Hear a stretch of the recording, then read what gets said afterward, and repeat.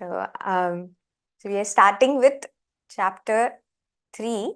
But before we go into the chapter 3, I thought, since there are people who have were not there in the chapter 1 or 2, so we'll just do a recap session. We'll do a introduction to what was told in this chapter 1 and what was told in this chapter 2, and then we will move on to chapter 3. Okay. So those of you who have joined in newly, most welcome. And those of you who have been coming here, who have attended my earlier classes also, so thank you for participating in this third in the series also, right? So here, if we are talking of the Mahabharata, so Mahabharata was given or was expounded when it was between the Dwapara and the Kali Yuga, right?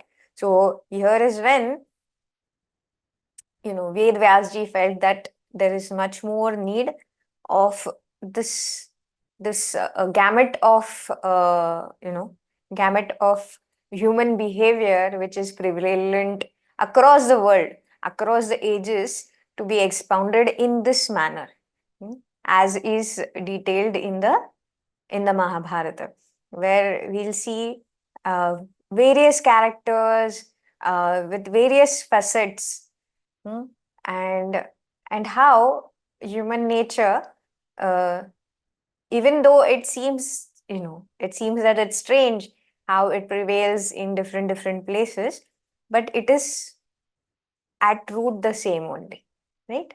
And so how does, or what is it that makes us behave the way we do? What is it that prompts certain actions from us?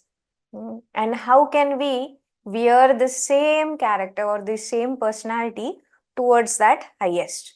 So that is what is the crux of this text, which is the Bhagavad Gita. So here, if we say that there are various challenges that we face, and you might say that, oh, but here in the Bhagavad Gita, it is mainly Arjuna. Arjuna is the one who is in the battlefield and he is facing certain challenges, and there is where Krishna is giving the advice to him, guidance to him. So what has that got to do with me? So here is where the twist is, that this is not just for a Arjuna, but this is for the Arjuna who is in me. And how is it that his situation is something that I can relate to, is what I have to not just discover, but I know that, it is inherently there in me, that fear that Arjuna has of the uncertainties of life, that is very much present in me as well, right? So how do I tackle it? So that is what we are going to discover or find out through this exploration of the Bhagavad Gita, right? So here, before we go into that, what are the kind of challenges that we face, and how do we generalize, or how do we categorize them as such? So here is two types of challenges that we might look at. Okay, so and maybe what we can do is keep a note of these, so that somewhere later on, when I want to fall back on it, I know that this is what was spoken of initially, right? This is just to give a kind of founding ground for us to start this exploration on. Okay, so starting from what are challenges in our life. So there is two types of challenges. One is called the Tatkalika samasya or Paristhiti. Paristhiti, I hope I will be using these Sanskrit terms throughout, right? But I will also tell what they mean. Okay, so you don't have to, if you are not familiar with Sanskrit, you need not feel boggled by it. Okay, these are simple terms which we can use.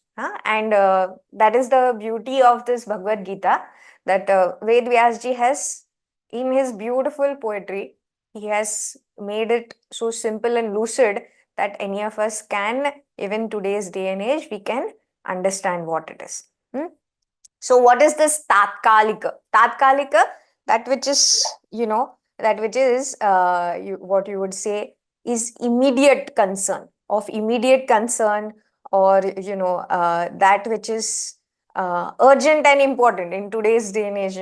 When suddenly you get a call and you are put on a kind of a tab where you are said that no, this has to be done now, right?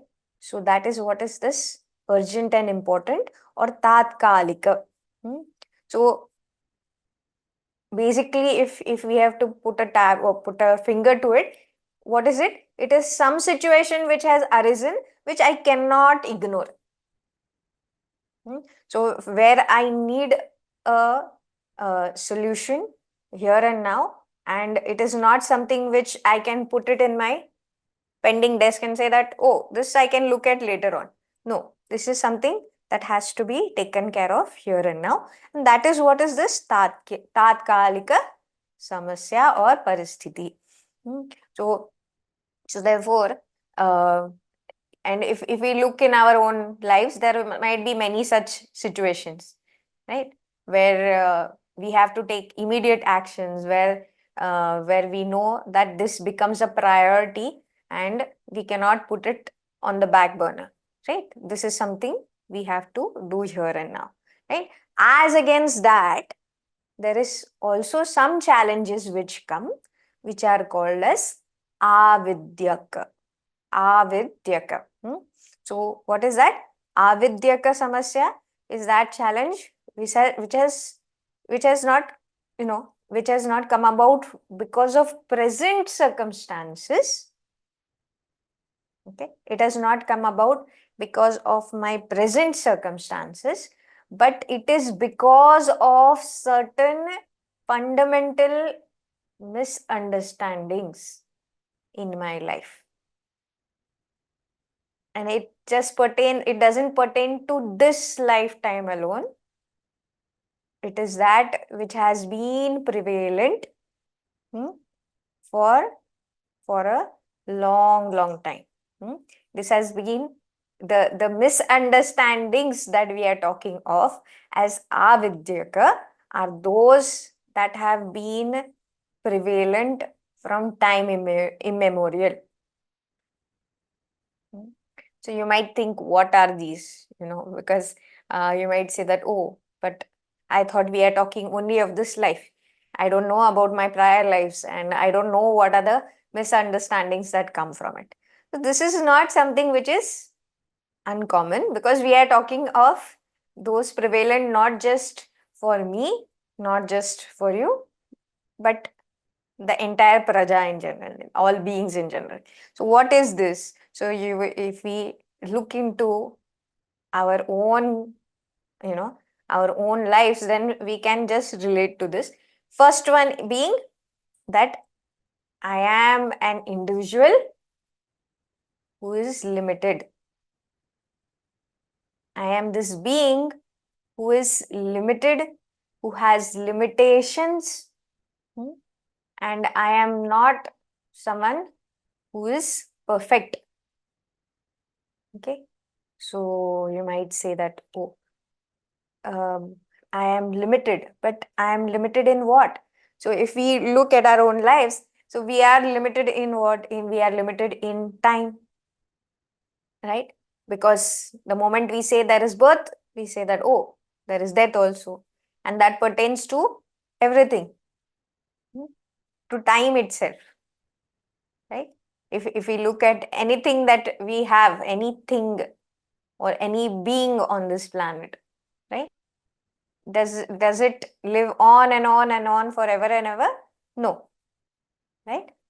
It has a beginning and it has an end, right? So we are limited in time, we are limited in space, because we have dimensions. Definitely we are limited in space, right?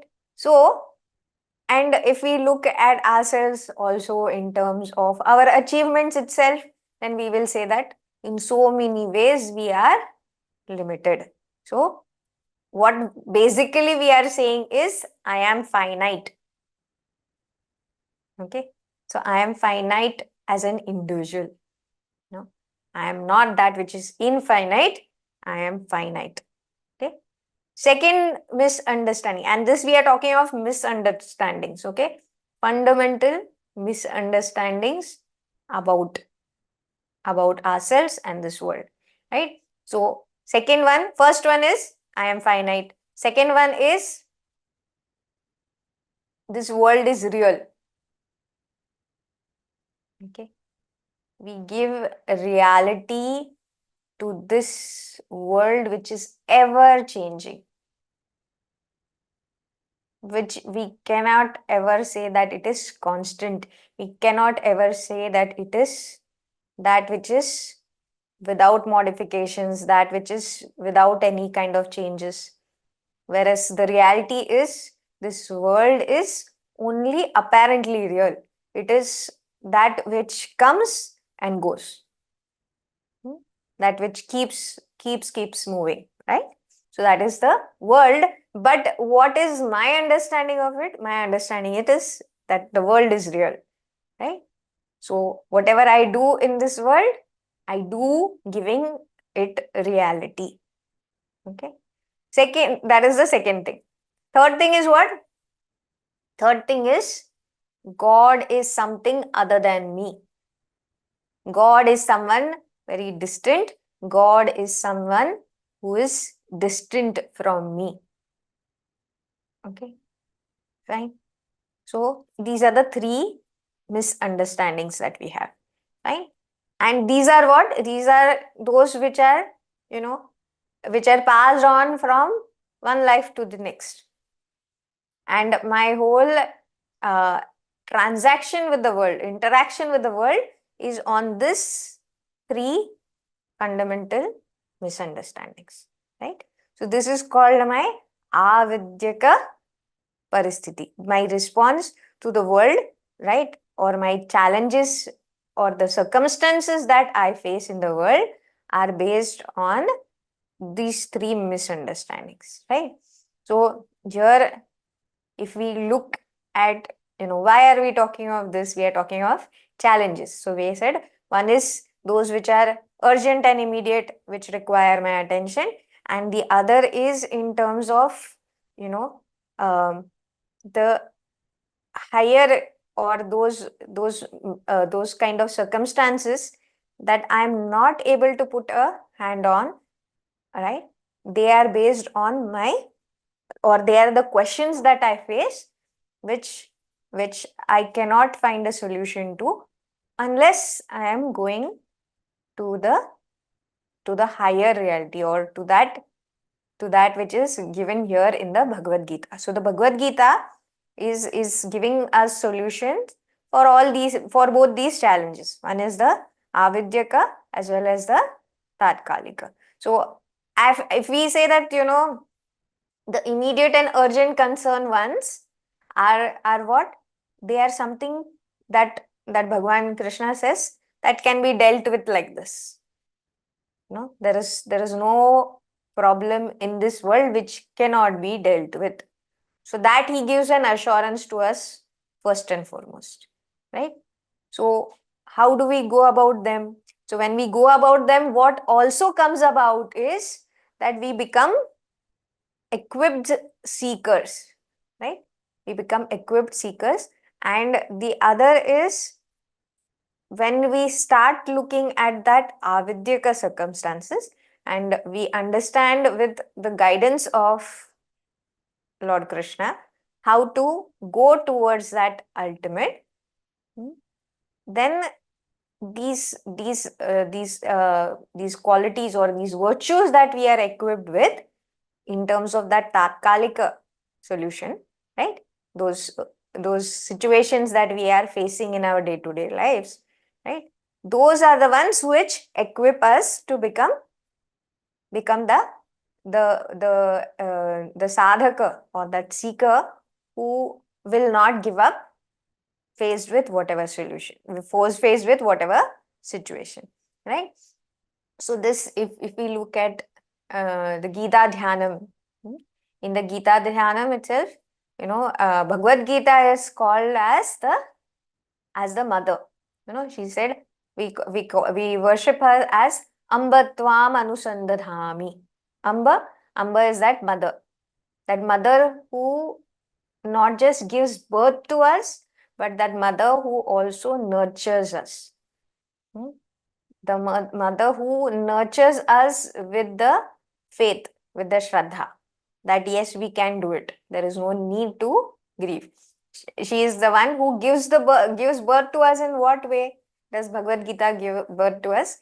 In the way that she kindles that spirituality in each of us. She kindles, or she gives birth to the spiritual seeker in all of us, and she nurtures us at the right points with the right triggers and inspires us to keep going with all life situations, and tells us that no, if you are thinking that this path is difficult, then no, it is not. You can definitely do it. It definitely has a perfect solution, right?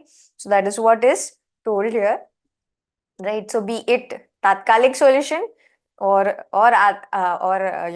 avidyaka problem, in each of these kind of paristhiti's or samasyas or challenges, we should know that as seekers we have a definite positive successful path for us that is carved by the Bhagavad Gita for us. So then now if we want to understand what is the uniqueness of this Bhagavad Gita. So the uniqueness of the Bhagavad Gita, one is that what is the setting? Where is this Bhagavad Gita being told? We would never, normally you will say that, oh, why isn't it like how in the Upanishads, somewhere you're sitting in a Gurukula and there's a dialogue between the teacher and student. Why isn't it like that? Why is it in the battlefield? So here too, this matters. Why? Because, it is in the midst of this battlefield alone, what comes about in the midst of that battlefield alone is where there is a lot of melancholy, is where there is a lot of agitation, right? Where in the heart, where there is a lot of fear of the uncertainty of life, right? And it is this uncertainty which is prevalent not just in the battlefield, right? Not just in that Kurukshetra, but in our lives too. Because we don't know what is going to happen the very next moment. Okay? We don't know whether tomorrow is going to be a great day for me, or tomorrow is going to be full of a whole lot of unprecedented kind of activity which is going to come about. So all these uncertainties of life, they are not something which, I will find in a tranquil place. Uncertainties of life will come here only, right? And that battlefield, for Arjuna, it was the battlefield. For each of us, it is wherever we are. Because the enemy is not someone external to us. The enemy is within me alone. It is my thoughts. It is how my thinking is colored by my prior experiences. Okay. So this is what, Bhagwan is trying to also bring about. So therefore, the setting of this Bhagavad Gita, which is in the battlefield, in Kurukshetra, is most ideal, right? Not only is there the place is rife with fear and uncertainty. Two is the whole emotional outpour. Not just what is happening inside of Arjuna, but the entire, battlefield, which is full of his own kith and kin, his own brethren, his own teachers, his own relations and friends, right? They cannot really hide their own emotions. They cannot really hide the fear on their faces, right? So lots is present on that setting of that battlefield. So therefore, you know, here what is Arjuna's questions? So here the situation that Arjuna is in, is it in any way what I relate to in my own contemporary position right now, is something that we have to ask ourselves, right? As we go through this Bhagavad Gita, for us to imbibe the learning which Bhagwan is giving here, what would help us most is what are the situations, what are the kinds of dualities, or what are the kind of um, jeopardized situations that I am facing right here in my life, which I can relate to with what Arjuna is feeling right now. And is that what are the kind of hardships I'm facing? What are the kind of emotional battles I'm facing? Is it portrayed somewhere in the way Arjuna is asking questions? Okay. And to make this softer and easier for us, if you look also, Lord Krishna is in various ways, he is addressing Arjuna uh, with different names, and different adjectives also. So somewhere he calls him Mahabaho, the one who's most talented, most skillful, whom even the best of warriors look up to, right? That Mahabaho, or that Kaunteya, the one who is most centered, yeah, the son of Kunti, who has faced various situations and is aptly present in that war. So that then further he also calls him as Anagha. Anagha, the one who is very innocent, the one who is not tainted in any way, right? So why does Bhagwan do this? He is trying to pull us into this learning, to tell us that Arjuna is not someone different from us. Arjuna is not someone far away from us, right? If we have to look within ourselves also, some of those virtues, some of those qualities that are prevalent in him, in his character, they are also present in us. So we don't have to give ourselves a bashing for feeling that fear, or feeling of fear, not just of our own incapacity, but also of the fear of facing our own kith and kin. So in various ways, this Bhagavad Gita is trying to draw us into this kind of a setting, right? Then second highlight or second uniqueness is the teacher. The teacher is not, someone who is not just the charioteer of Arjuna, but he is the one who has been his lifelong friend, his lifelong confidant. Someone, Arjuna has been shamelessly, unabashedly open to, right?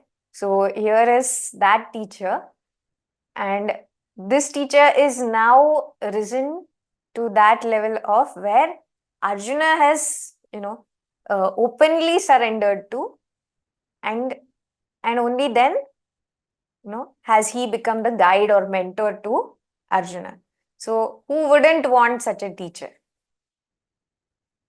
who is not just, listening to my grievances, but is outright openly, my criticizer, or telling me that get up, this doesn't suit you, where he openly tells him that klebhyam masmagam of partha.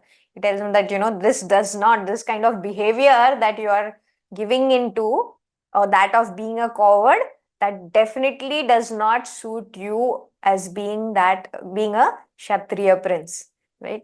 So who other than a friend could lift you up in this way, right? So the teacher himself is very unique, who is most righteous, who is most apt in the way of speaking, or use of words that he has when addressing Arjuna. Sometimes very admonishing, sometimes very uplifting, and at times very firm in what kind of stand he has to take, right? So the teacher here is most unique. And third, the student himself is very unique. Who is the student? The student is Arjuna. This Arjuna, is he a childish person? Is he immature? No. Arjuna is a most skilled warrior. He is someone who is looked up at, right?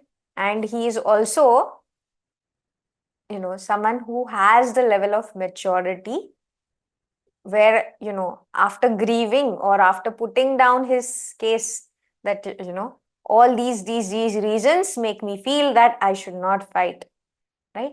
But at the same time, he knows that he is not in the right frame of mind to make a decision, and therefore he surrenders to Krishna and he says, I don't know what is right or wrong, what is dharma or adharma. So you give me a solution which is permanent, which is not a, just a temporary fix. You give me the right kind of solution, and I'm willing to listen to you. Hmm.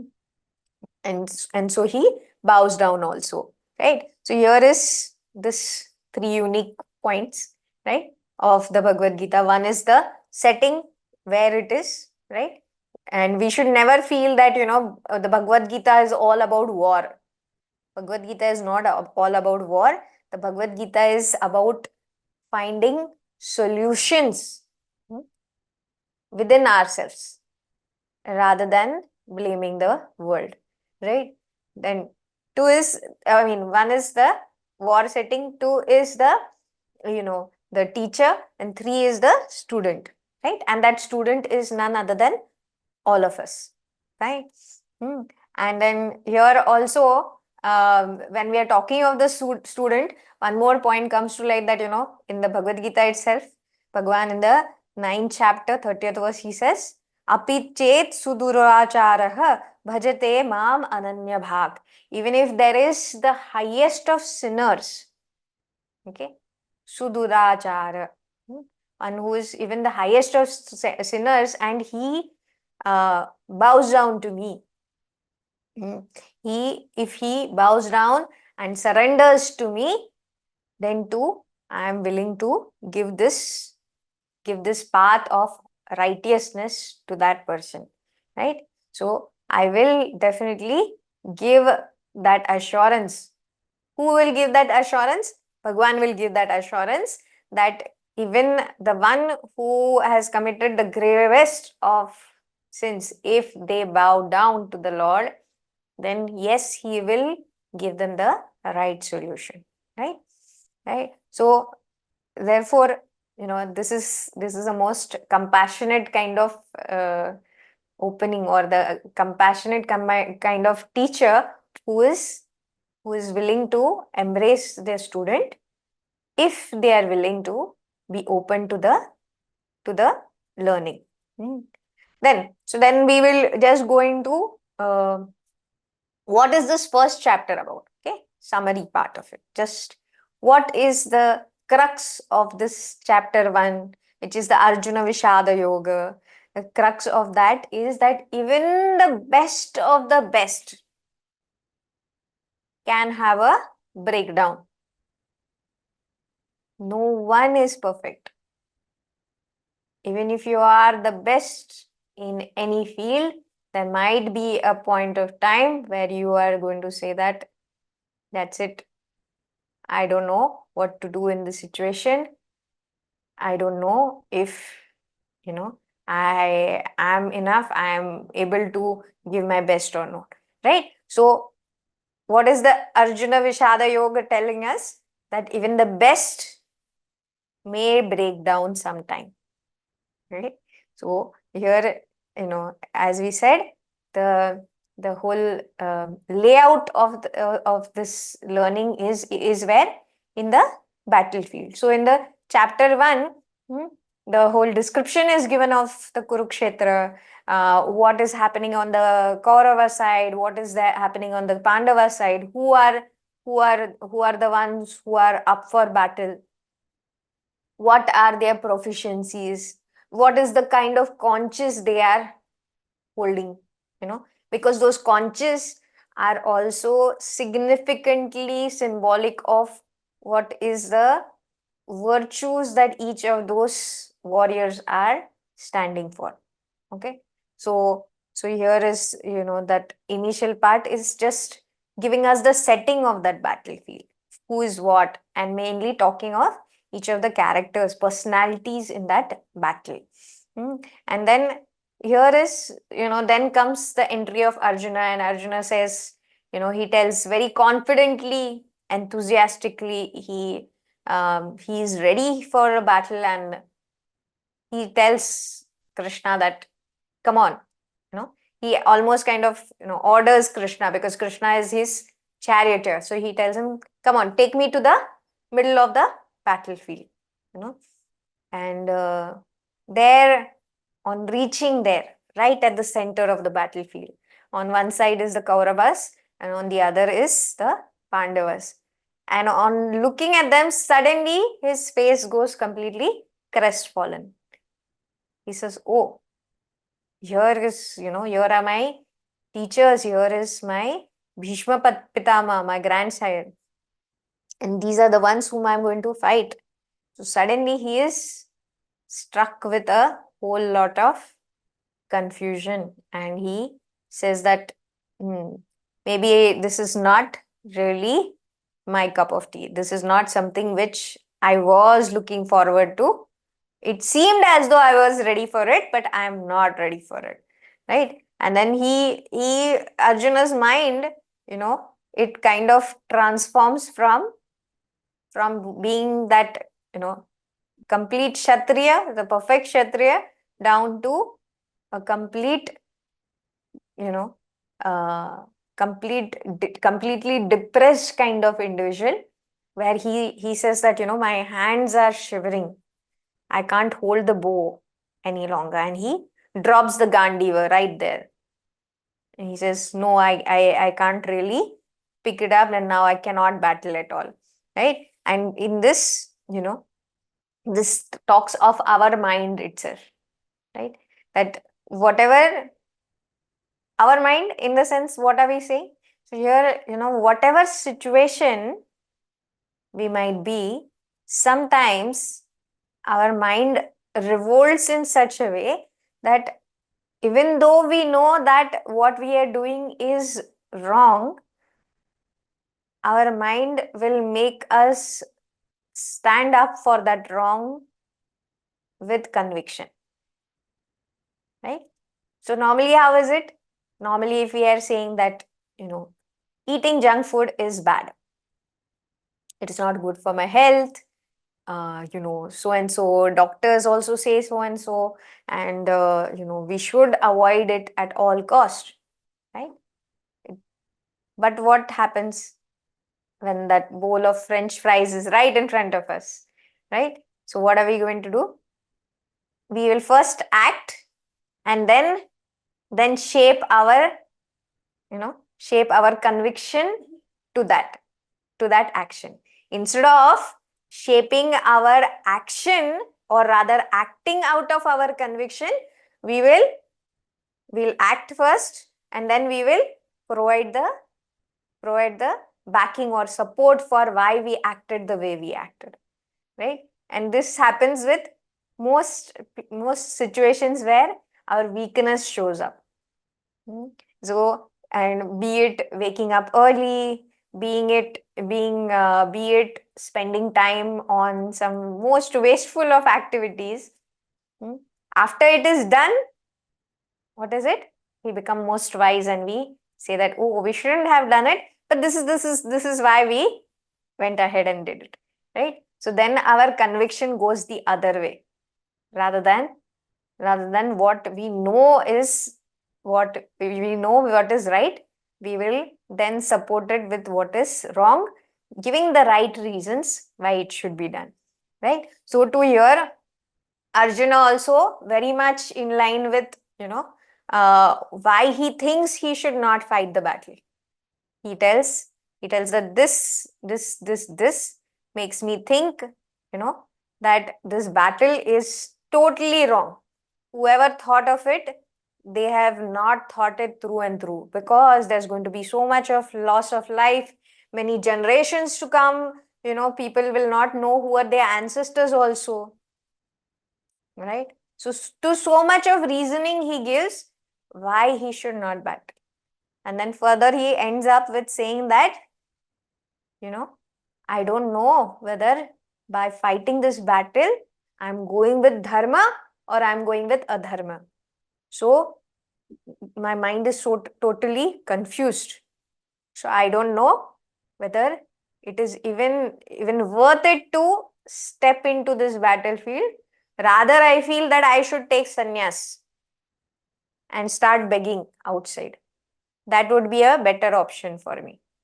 Okay. So that is what he comes to. So this is also normally, what is it? It is sometimes in us also we see this Arjuna, where we justify our wrongdoings in light of the action already being out of our hands, right? And here, therefore, what is the crux of that chapter 1? Chapter 1's crux is that no matter where we stand in our present, right? We might be the most perfect, the most balanced, but there might be a point where there is a breakdown that we might face, right? So the question again, what Krishna tells us, Arjuna, or he suggests to Arjuna, is that, it is not a question of whether you should fight or not fight. The question that is to be asked is, where is it that your conviction lies? Where is it that, you are unable to make a decision? What is it that is stopping you from making that right decision, right? So here is, Arjuna's own conviction, which goes for a total flight, right? Instead of fighting, he thinks of fleeing from that battlefield. And that is what comes about in that chapter 1, right? And then further what is being told is that one is this, two things that we have to understand, right? One is the Paristhiti, or the circumstance, as we told earlier also. This Paristhiti or the circumstance that we are facing, right? Is it pertaining only to this gross world? As in, is it pertaining only to here and now, or does it, the circumstances that we face, do they carry on to the next life also, right? So when there are situations that we face, do they come about because of my present circumstance, because of the people who are there around me, the objects that are around me, or are they coming about because of some past action that I have done? That is something which we have to think about, right?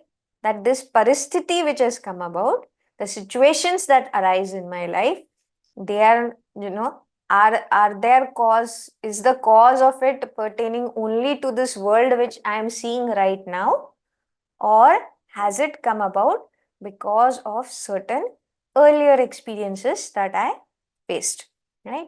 So it is here we have to understand that it is our past, actions, or rather our response to the experiences in the past, which will dictate our present situation. Okay, the kind of situation we are in, or the kind of atmosphere or circumstance we are in, it is dictated by the action that we had already done, or already executed in our past. And that is surfacing now, that is resulting right now in what I am facing as my prarabdha. Okay, so then you would want to ask that, oh, aren't they happening, how am I connected with another person, or why has it happened that this situation has come now? Why did it not happen earlier? Why didn't it manifest in my earlier birth? Why is it manifesting now? How do I trace it back? So one might sometimes think that, oh, this is the only life that I have.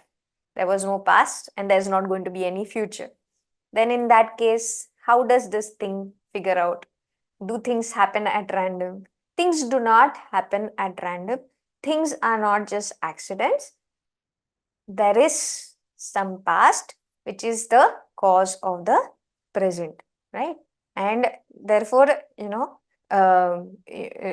might be hundreds of people we want to blame for any particular situation, but what we have to know is this karma theory itself is like this. The karma itself is like this, that because of certain reaction or certain response that I acted out in my past, it results in what I am facing right here in my present. So whether I have the freedom to act or no, yes, definitely I always have the freedom to act or respond to a situation. But whether I exercise that freedom or no is totally on me. So therefore, how should I go about, or how should I respond to such situations is by being present.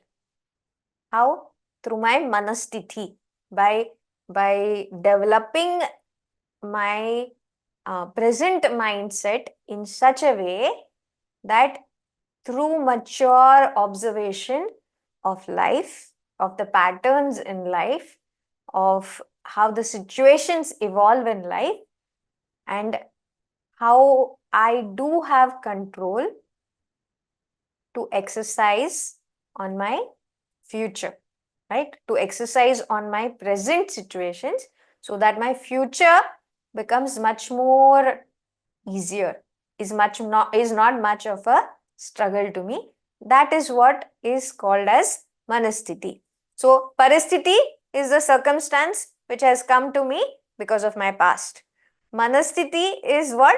Manasthiti is the freedom or the free will which I have, with which I can effect a better future for myself. Okay. In view of whatever, present, or in view of a very trained mind, or a mind which I have shaped or molded so that I don't face this kind of battles over and over again. Okay, that is my manasthiti. Then Bhagavan says that, okay, fine, all this is fine, right? But how do is there something more of a solution? So, and how do I fight the battle? So then here, what Bhagavan gives as a solution is the art of action through karma yoga. Okay, action through karma yoga. How should I go about any situation? How should I face the enemies within? how do I make it so that my efforts are effective in giving an efficient solution to my life problems, right? The situations that I face right now, and so to those which will lead me to that highest of goal. Okay. So that is, that is what Bhagwan gives through the solution of Karma Yoga, which we will see in this third chapter, right? And then, then if you want to know, is there a support? Is there a helpline for me? Because, okay, you are telling that battle is there for sure. But how do I do it? I need someone, or am I just alone in this battle? So Bhagavan says, no, I'm here, right here with you. But only what you have to do is you have to connect with me, and I will give you the solutions, right? And for that only, he says, is the Bhakti Yoga or the devotion. And so like this, in the chapter 2, we see that, starting from Bhagwan goes directly into Jnana Yoga, and he talks of this. We saw Paristhiti, circumstances. He also said that we have to have the right mindset to act in that circumstance, right? So, and we said that is Manasthiti. But there is also something called Swasthiti, which he speaks of in this Sankhya Yoga, right? Which he talks of as the Jnana Yoga, right? So what is that Swasthiti? That abidance in my true nature, right? We spoke about, we spoke about the three misunderstandings that we have, right? Where first one is what? That I am finite. Second one is saying that, the world is real. 3 is saying that the God is distant with me, from me. So, in this Jnana Yoga, all these 3 are refuted. Right? Bhagavan says, no. All 3 are that one consciousness alone. Right? And you are not different from that consciousness. That is your own nature. If you are able to abide in that nature, that Swasthiti, then you are not going to face any kind of battle. Then you are a winner all the time. Right? So, but as he says, this is not easy for us to immediately venture into. Right? Immediately can we go into and we sit quietly and connect with that true nature of mind, which is that Satchit Ananda. It is not going to happen so easy. So Bhagavan says, okay, fine, right? So if Swasthiti is not happening for you, then next thing is what? Next thing is you take to the path of Dharma. If you are a believer of Dharma, if you are a person who walks the path of Dharma, righteousness, performing my duty in the right way, knowing what is my duty, and walking that path of Dharma, not doing anything wrong, right? If you are able to do that, right, then there is nothing to grieve about at all. Okay. So first solution is that knowing my Swasthiti, knowing my true nature and abiding in that nature. In that case, nanu shochanti panditaha. You are never ever going to grieve, right?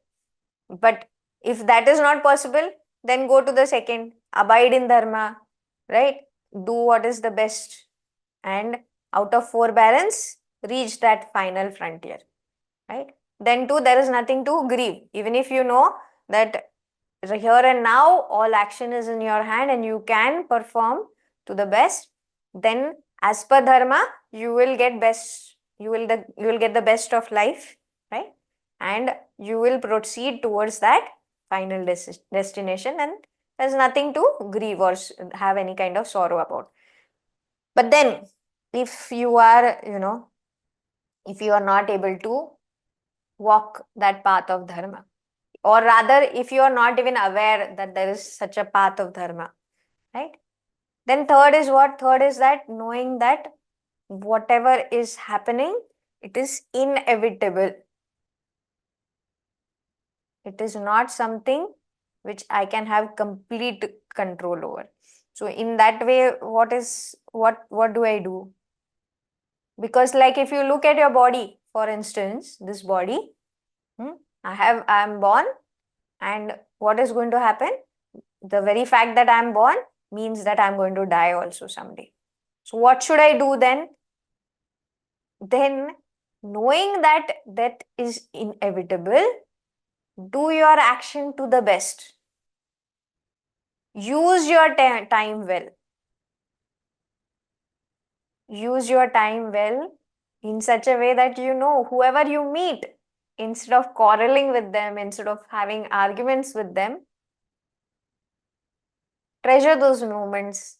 Give your best in that moment. Live to your best in whatever circumstance that has been given to you, right?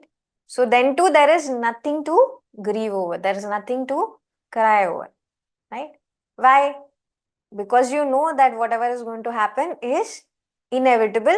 But what is firmly present in my hands is my response to the situations that I am in. Or being present completely in that gift of presence is completely in my hands. So why not just do that, right? So use your present moment to the best, right? So that is for the third kind of people who don't know or don't believe in that there is this whole cycle of birth and death, right? Or who think that only this present life is what I have. Then to give it your best shot. Right? So then the fourth way that Bhagwan tries to convince Arjuna in the chapter 2 is that of, he details to him what is a Kshatriya's dharma. Because for him, for Arjuna, his swadharma or his passion is living that life of a warrior, of a Kshatriya, where, he wants to give his best. And what Arjuna also tells him is that right now, Bhagwan, I'm not very sure what is that which is the best I can do in this situation. What is my dharma, or whether fighting this battle is my dharma or not fighting this battle is my dharma. That I'm not clear with. So therefore, Bhagwan tells him, what is that Kshatriya's dharma? Or rather, he tells us as individuals, what is each of our duty. Our duty is to be true to our dharma. Wherever we are placed, give it our best, right? So that is what is told over there. And he also goes on to, ridicule Arjuna in some ways. He tells him that, if you leave this battlefield, you're thinking of fleeing and becoming a sannyasi and all. The moment some child looks at you, he will say, oh, that this person, he has fled from the battlefield, and he will look at you as if you're a monkey faced person, and he will laugh at you. He will make a joke out of you. Even a child will do that when you leave this battlefield, when you don't abide in that which is your dharma as a Kshatriya. Yours is the only right to fight that battle as per dharma. It is not for you to decide whether it is right or wrong. You have to, you are here in this battlefield to fight and make sure that dharma is what wins. So what happens in the future, etc.? No, that is not in your hand at all. What is there in the result? Not in your hand. But what is in your hand is to perform your dharma. Right? So that is what was told over there. Right? And he also goes on to tell him that inaction or not acting is definitely not a solution for you, Arjuna. Right? Because that again is what? It should not be the path for anyone. If you are born, then you have to be here and act in the situation which is given to you. You cannot say that I will be totally free of actions. No, that's not an option given to you at all, right? So here, what should I do then? Arjuna wants to know. So, so he says that meet a balance. Meet a balance between how much of effort can be put on your part, and where you should accept things to happen the way they have to happen, right? So what is it? What I should do and what I should let happen. Try to find a balance between that. That is where your evenness of mind, that is where your maturity as a person will reflect through your knowledge or experience of this life. Okay, so here he tells him that be balanced. Okay, be balanced. Put in the effort that you can to your best, and let everything happen as it should. As per what? As per karma. Right? So here, then he further, also in the chapter 2, he gives a seed to this karma yoga. Actually, in the chapter 2, which is, the summary of the entire Bhagavad Gita, Bhagwan gives the seed to many other topics which will come about in the rest of the, 16 chapters to follow. Okay. Among them is this verse, which is 2.47, where he says, Karmanye Vadhikaraste ma phaleshu kadachana. And in that, ma karma phala hetur bhuhu ma te sangostva karmani. So you have, here is, in a nutshell, that is what is karma yoga, where he says that, what is in our hands is only the action, not the result thereof. So therefore, what should you do? Give it your best right there. And how do you do it? Through karma yoga. So what is this karma yoga? How do I practice it? What is involved in it through my mindset? How do I develop that kind of mindset which makes me walk the path of a karma yogi? So all this is what is then presented in the chapter 3, which we will look at, right? It is a most practical kind of a chapter. The guidance which Bhagwan has given is helpful to all of us. It will be helpful to all of us, right? And we will look at each of it. Further into it, we will look in the next session. I hope this whole session was only to give an introduction. I hope that this has kind of covered most of the topics, right? And we'll see, of course, in the next part and towards the end of the chapter 2, Bhagwan also talks of the Sthitaprajna Lakshana, where he details how is the one who is a realized person, a Jivan Mukta, how does he act in the world? How does he go about his life situations, right? So all that is what was covered in the chapter 2. And now, we will go towards karma phala. What is the definition of karma as per Shastra? What is its meaning in practical terms also? So all this we will see in the next session.